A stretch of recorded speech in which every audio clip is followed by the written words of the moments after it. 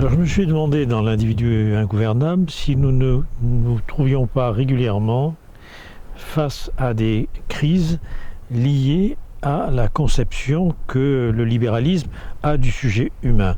On peut dire que le libéralisme, avant même d'être un régime économique, une organisation sociale, est essentiellement un principe philosophique reposant sur l'idée d'un individu qui serait rationnel, autonome, guidé par sa raison critique, sa loi morale et son intérêt.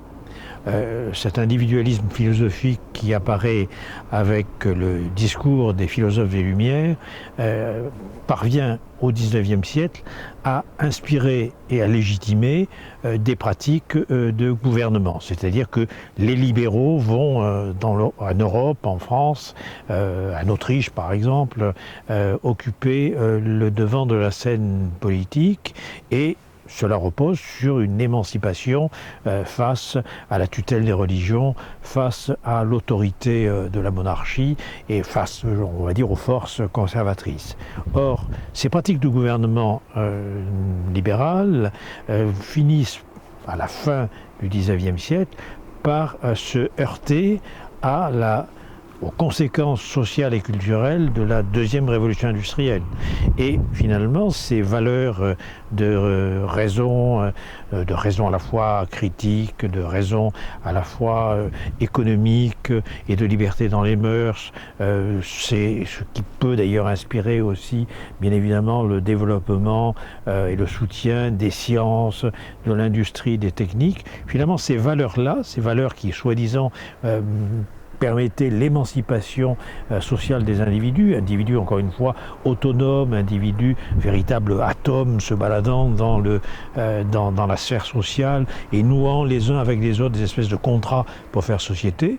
Ces valeurs d'émancipation, elles s'effondrent face à l'assujettissement qu'impose justement l'organisation scientifique et technique du travail à la fin du XIXe siècle. C'est-à-dire que finalement, on s'aperçoit que les valeurs de liberté, d'égalité, de progrès, qui sont des valeurs essentiellement bourgeoises et libérales, s'effondrent parce qu'elles viennent se heurter, elles viennent se fracasser face à la montée des masses, face à la prolétarisation des citoyens et des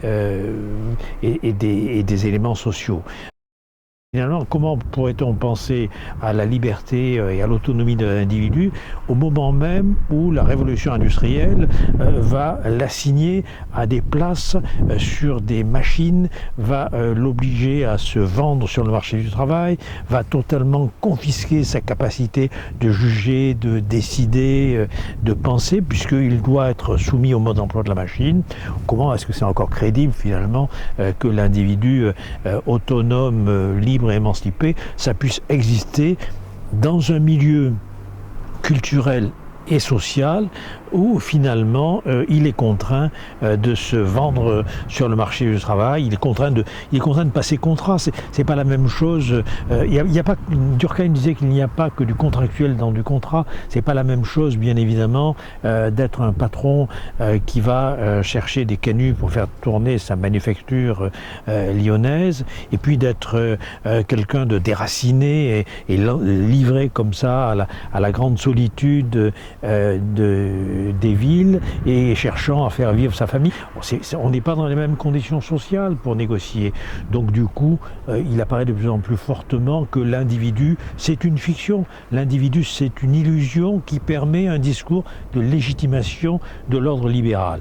Et donc on va finalement, à la fin du XIXe siècle, se trouver face à la montée de nouveaux mouvements qui sont des mouvements, soit des mouvements d'émancipation sociale, se revendiquant de la défense du prolétariat, que ce soit le marxisme, le socialisme ou l'anarchisme, c'est-à-dire finalement des mouvements qui se réclament du peuple, ou d'autres mouvements qui se réclament du peuple, mais qui ne se situent pas du côté, je dirais, de la gauche, mais qui se situe plutôt du côté du nationalisme, du populisme de droite, voire de l'antisémitisme. Et finalement, cette crise à la fin du XIXe siècle, qui est quand même constitutive d'un laboratoire d'idées qui va inspirer ensuite le fascisme, le nazisme que l'on va voir apparaître en 1920-1930 en Allemagne ou en Italie. Eh bien, ce laboratoire d'idées, il est déjà très fortement en voie de constitution à la fin du XIXe siècle et à mon avis, il repose sur la crise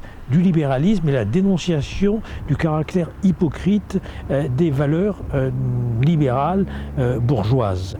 On voit bien comment, à la fin du XIXe siècle, si on prend par exemple 1895 comme étant une année importante, 1895, en Autriche, c'est le moment, par exemple, où Karl Lueger, un tribun populiste antisémite à Vienne, gagne les élections municipales. Même si l'empereur refuse de ratifier pendant 2 ans sa nomination comme maire, il est obligé, 2 ans plus tard, de céder. 1895, c'est le moment où on va dégrader Dreyfus, n'est-ce pas, en France, à Paris.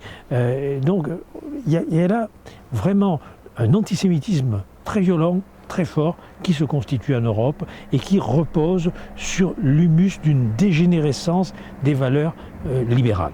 Alors, je crois que cette crise est une crise anthropologique, c'est une crise d'une méconnaissance de ce qu'est fondamentalement le sujet humain et en particulier de sa nature sociale. C'est d'ailleurs pour ça que, essentiellement, c'est aussi dans les dernières décennies du XIXe siècle que l'on voit apparaître les sciences humaines et sociales, que l'on voit l'émergence de la psychanalyse, c'est-à-dire la reconnaissance qu'un individu, ça n'existe pas sans l'autre, ça n'existe pas sans le rapport qu'il peut entretenir avec les autres. Tout petit déjà, il a besoin d'un autre vulnérable pour pouvoir être secouru et pour pouvoir bien évidemment se développer à la fois physiologiquement et bien sûr matériellement et symboliquement, socialement. Donc c'est un point qui est très important. Et donc dans ces dernières décennies du XIXe siècle, face justement à, je dirais, la montée d'idéologies visant à transformer le sujet humain en machine, ou visant à le transformer, n'est-ce pas,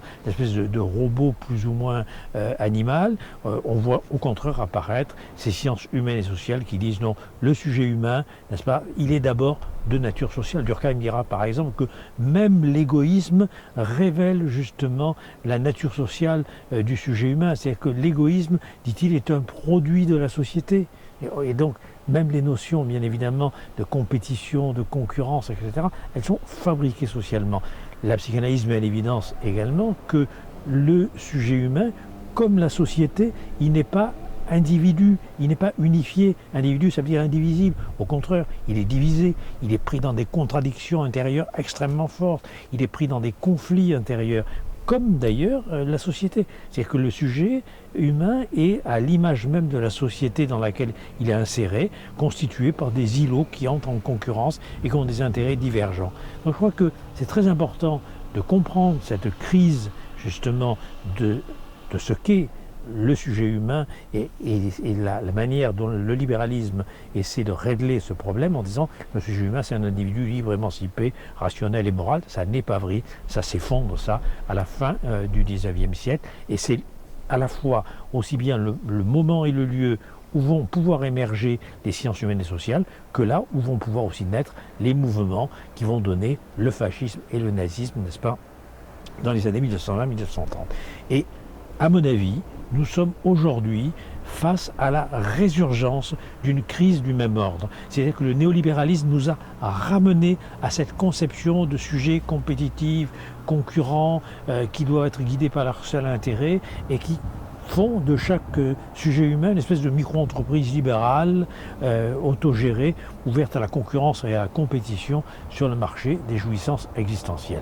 Je crois que nous avons du coup détruit ce qui constituait nos biens communs, détruit ce qui constituait notre état social, détruit ce qui constituait notre état-providence, et nous sommes allés si loin qu'aujourd'hui, à mon avis, nous voyons réapparaître, n'est-ce pas, ressurgir des mouvements qui sont des mouvements nationalistes, qui sont des mouvements haineux, des mouvements religieux, qui finalement, là encore, naissent sur l'humus constitué par la dégénérescence des valeurs libérales.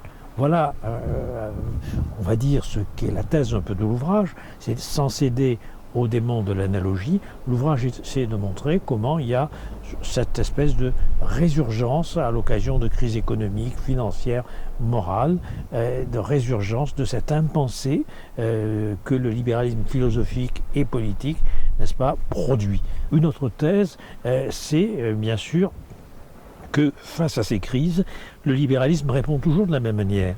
Il répond toujours en essayant d'accroître justement cette espèce de dimension de privatisation de l'existence, sans se rendre compte que privatiser l'existence, privatiser le lien social, c'est le priver de quelque chose.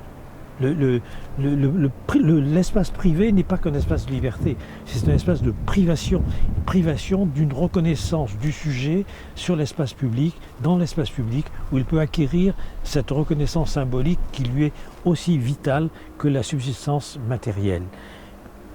Je pense aussi que le libéralisme, à chaque fois, réagit par un plus de science, plus de technique, plus d'industrie, et chaque fois, encore une fois, on produit les mêmes désillusion parce que bien sûr cet investissement de l'industrie, de la technique, elle conduit à ce que j'appelle une espèce aujourd'hui de technofascisme, c'est-à-dire d'une espèce de prescription automatique des comportements par des machines qui ne sont plus les machines que détruisaient les canuts au XIXe siècle, bien évidemment, mais qui sont des machines immatérielles mais aux effets bien réels, comme les logiciels, comme bien évidemment les machines numériques. C'est un point qui me paraît essentiel, et je crois que ce technofascisme qui bien sûr, on pourra, dans l'ouvrage, discute beaucoup la question de qu'est-ce qu'on appelle le fascisme. En tout cas, c'est une espèce de prescription, d'obligation à dire le monde, à dire le sujet humain d'une certaine manière.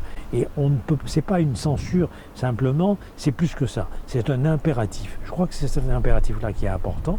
Et face à ce technofascisme, je crois que nous avons du coup l'émergence de mouvements que j'appelle théofascisme, c'est-à-dire qui, au nom de motifs soi-disant religieux, imposent véritablement une entreprise de la terreur à partir d'ailleurs de laquelle ils font des affaires, ils font un embrigadement sectaire.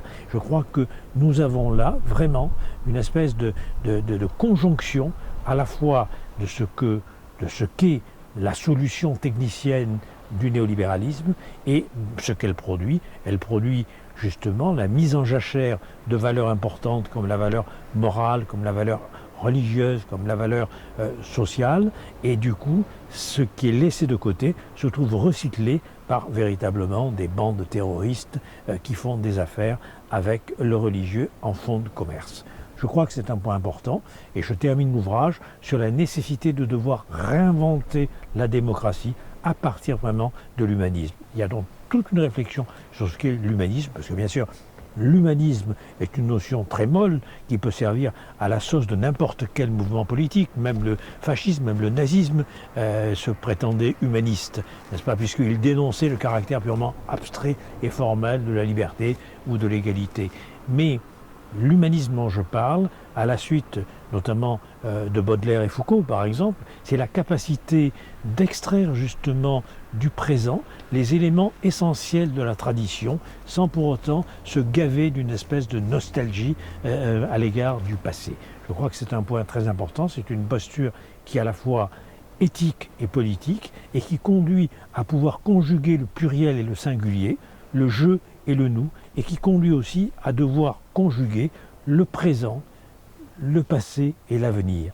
Car je terminerai avec Winston Churchill, qui n'est pas un marxiste radical, n'est-ce pas ? Churchill disait qu'un peuple qui oublie son passé se condamne à le revivre.